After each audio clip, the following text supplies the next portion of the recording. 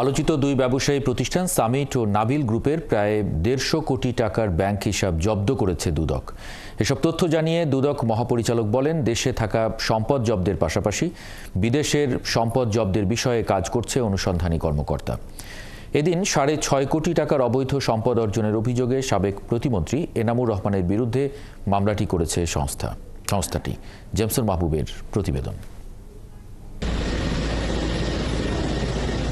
গণ অভ্যুত্থানের মুখে পদত্যাগ করে দেশ ছেড়ে পালিয়ে যান সাবেক প্রধানমন্ত্রী শেখ হাসিনা। পতনের আগে রাজপথ যখন ছিল উত্তাল, তখন শেখ হাসিনার সাথে বৈঠক করেন দেশের শীর্ষ ব্যবসায়ীরা। তাদের প্রত্যয় ছিল শেখ হাসিনাকে ক্ষমতায় টিকিয়ে রাখা। শেখ হাসিনা পালায় না। পট পরিবর্তনের পর হাসিনার সুবিধাভোগী ব্যবসায়ীদের অবৈধ সম্পদের খোঁজে অনুসন্ধান শুরু করে দুদক।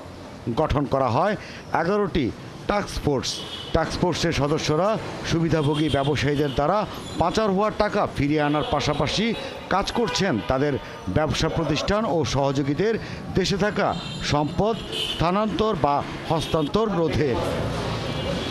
এরই ধারাবাহিকতায় এস আলমের ঘনিষ্ঠ সহযোগী হিসেবে পরিচিত নাবিল গ্রুপের 73টি ব্যাংক হিসেবে থাকা প্রায় 100 কোটি টাকা জব্দ করেছে দুদক। জব্দেরও আদেশ পেয়েছে রাজশাহীতে 39টি জমির দলিলের।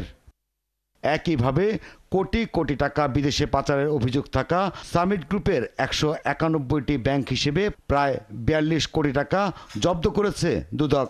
মহাপরিচালক জানান, দেশের সম্পদ জব্দের পাশাপাশি বিদেশে পাচার হওয়া টাকা ফিরিয়ে আনতে কাজ করে যাচ্ছে তারা।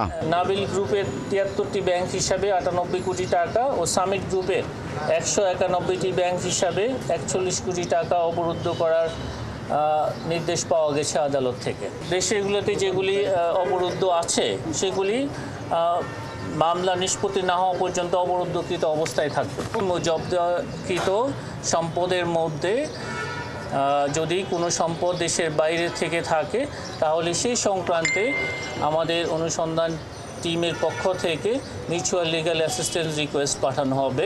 এদিকে 6,50 লাখ টাকা জ্ঞাত আয় বহির্ভূত সম্পদ অর্জন ও 5টি ব্যাংক হিসেবে 12,69 লাখ টাকা অস্বাভাবিক লেনদেনের অভিযোগে সাবেক দুর্যোগ ও ত্রাণ প্রতিমন্ত্রী এনামুর রহমানের বিরুদ্ধে মামলা করেছে দুদক।